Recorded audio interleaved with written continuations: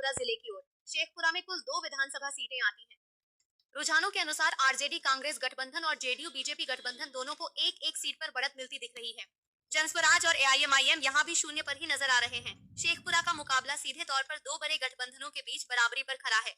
अब चलते हैं मुजफ्फरपुर जिले की ओर। मुजफ्फरपुर में कुल 11 विधानसभा सीटें हैं। रुझानों के अनुसार आरजेडी कांग्रेस गठबंधन को 8 सीटों पर बढ़त मिलती दिख रही है, जबकि जेडीयू बीजेपी गठबंधन को केवल 2 सीटों पर फायदा हो सकता है। जनस्वराज पार्टी को 1 सीट पर बढ़त का अनुमान है और एआईएमआईएम को यहाँ कोई सीट नहीं मिलती दिख रही। मुजफ्फरपुर में इस बार एनडीए को भारी नुकसान झेलना पड़ सकता है और महागठबंधन की स्थिति काफी मजबूत नजर आ रही है। अब बढ़ते हैं पूर्णिया जिले की ओर।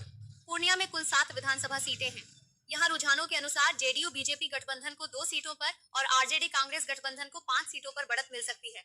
जनस्वराज और एआईएमआईएम यहाँ पिछड़ते नजर आ रहे हैं। पूर्णिया में इस बार महागठबंधन का पलड़ा भारी दिख रहा है। अब बढ़ते हैं पश्चिमी चंपारण जिले की ओर। यहाँ कुल 9 विधानसभा सीटें आती हैं। ताजा रुझानों के अनुसार आरजेडी कांग्रेस गठबंधन को 7 सीटों पर, जेडीयू बीजेपी गठबंधन को 1 सीट पर और एआईएमआईएम को 1 सीट पर बढ़त मिलती दिख रही है। जनस्वराज पार्टी का यहाँ खाता साफ रहता नजर आ रहा है। पश्चिमी चंपारण में इस बार महागठबंधन ने मजबूत पकड़ बना ली है। अब बढ़ते हैं लखीसराय जिले की ओर। लखीसराय में कुल 2 विधानसभा सीटें हैं और दोनों सीटों पर आरजेडी कांग्रेस महागठबंधन को बढ़त मिलती दिखाई दे रही है। एनडीए, जनस्वराज और एआईएमआईएम तीनों यहाँ पिछड़ते नजर आ रहे हैं। लखीसराय में मुकाबला बिल्कुल एक तरफा दिख रहा है। अब बढ़ते हैं शिवहर जिले की ओर।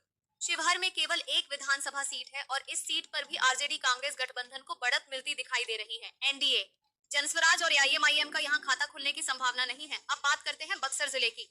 बक्सर में कुल 4 विधानसभा सीटें हैं और रुझानों के अनुसार आरजेडी कांग्रेस गठबंधन को 3 सीटों पर और जेडीयू बीजेपी गठबंधन को 1 सीट पर बढ़त मिलती दिखाई दे रही है।